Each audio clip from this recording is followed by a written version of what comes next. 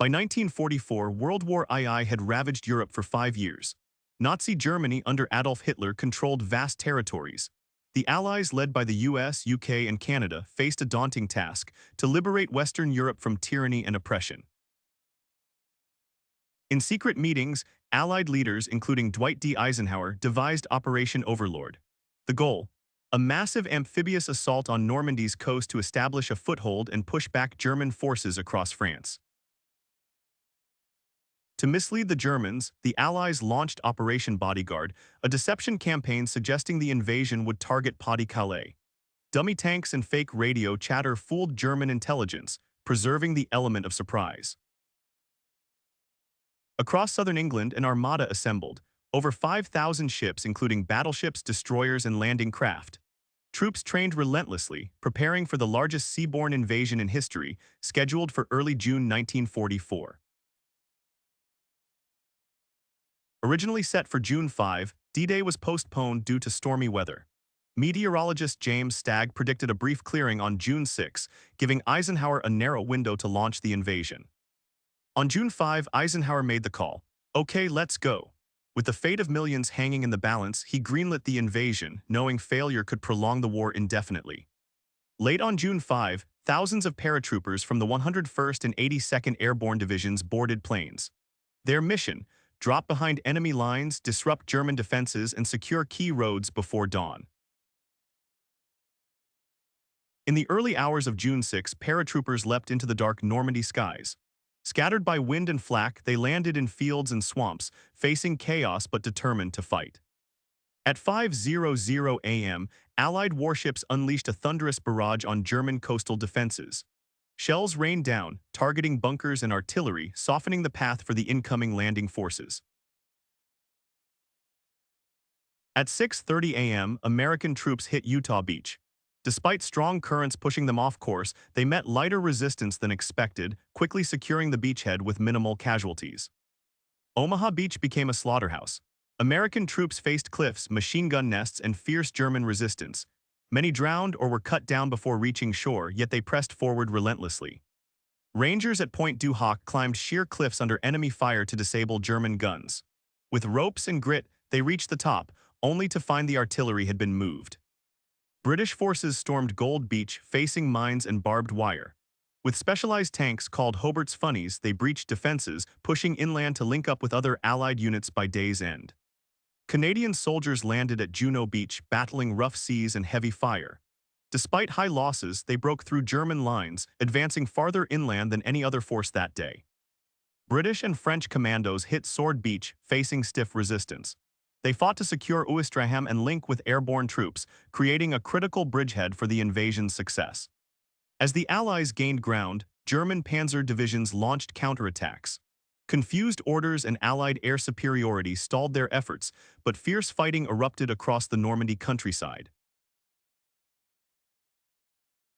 By nightfall on June 6, over 10,000 Allied troops were dead or wounded. Yet the beaches were secured, marking a turning point. The human toll underscored the invasion's brutal reality. On June 7, fresh troops and supplies poured ashore. Engineers built makeshift harbors, mulberries, to sustain the invasion, ensuring the Allies could maintain their foothold against German resistance. Over weeks, the Allies expanded their beachhead. Operation Cobra, launched in late July, shattered German lines, paving the way for the liberation of Paris and the push into Germany. D-Day's success marked the beginning of the end for Nazi Germany. It showcased Allied unity and sacrifice, reshaping the world and honoring the bravery of those who fought and died. Before D-Day, French resistance fighters sabotaged railways and communication lines. Their covert actions disrupted German reinforcements, providing crucial support to the Allied troops landing on the beaches. Allied planes dominated the skies, bombing German positions and supply lines. This air supremacy crippled the enemy's ability to respond effectively, giving ground forces a vital advantage throughout the invasion. Hitler's Atlantic Wall stretched along the coast, a network of bunkers and obstacles. Though formidable, it crumbled under the Allies' relentless assault, exposing weaknesses in German defenses. Operation Overlord required staggering logistics, millions of tons of supplies, fuel, and ammunition. Months of planning ensured troops had what they needed to sustain the fight in Normandy. Silent gliders delivered troops and equipment behind enemy lines. Risky and precise, these landings secured bridges and roads, aiding the paratroopers in their critical pre-dawn missions. Medics braved gunfire to save the wounded. Temporary hospitals sprang up near the beaches, while ships ferried casualties back to England, showcasing the Allies' commitment to their soldiers. German leaders, including Rommel, underestimated the invasion scale. Delayed responses and Hitler's refusal to release reserves hampered their defense, sealing their fate on D-Day. Normandy civilians endured bombings and crossfire. Many fled, while others aided the Allies, offering food and shelter despite the destruction raining down on their homes and villages. Eisenhower prepared a speech accepting blame if D-Day failed. Fortunately, it stayed in his pocket, a testament to the courage and success of the troops under his command. Artificial Mulberry harbors revolutionized logistics. These floating docks, towed across the channel, enabled rapid unloading of troops and tanks, sustaining the Allied push deep into France. As Allies advanced, tank battles erupted in the bocage Normandy's thick hedgerows. Shermans clashed with panzers, turning quiet fields into deadly arenas of steel and fire. Combat engineers cleared mines and built bridges under fire. Their skill and bravery opened paths for troops and tanks, ensuring the invasion didn't stall amidst Normandy's rugged terrain. Americans, British, Canadians, and Free French fought side by side. This coalition, forged through shared sacrifice, overcame language barriers and rivalries to achieve a historic victory. Allied radio broadcasts boosted troop morale while sowing doubt among Germans. Leaflets dropped over Normandy urged surrender, weakening enemy resolve as the invasion gained momentum. British glider troops captured Pegasus Bridge in a daring night raid. Holding this vital crossing prevented German counterattacks, securing a key link for the advancing Allies. Warships lingered offshore, pounding German reinforcements. Their guns provided cover as troops moved inland, ensuring the beachheads remained secure despite fierce enemy attempts to push back. Normandy's hedgerows, bocage, slowed the Allied advance. These natural fortifications hid German snipers and tanks, turning every field into a grueling test of strategy and endurance. The battle for Caen raged for weeks. British and Canadian forces fought to capture this key city, enduring heavy casualties but weakening German defenses in the process. Launched July 25, Operation Cobra used carpet bombing to break German lines. The Allies surged forward, escaping the bocage and setting the stage for France's liberation. In August, Allied forces encircled German troops in the Falaise pocket. Thousands were killed or captured, crippling the enemy's ability to resist the advance toward Paris. As the Allies broke out, French towns cheered their arrival. The road to Paris opened, signaling the collapse of German control and the dawn of freedom in Western Europe. D-Day's toll was immense, over 4,000 dead in one day, countless more in the campaign.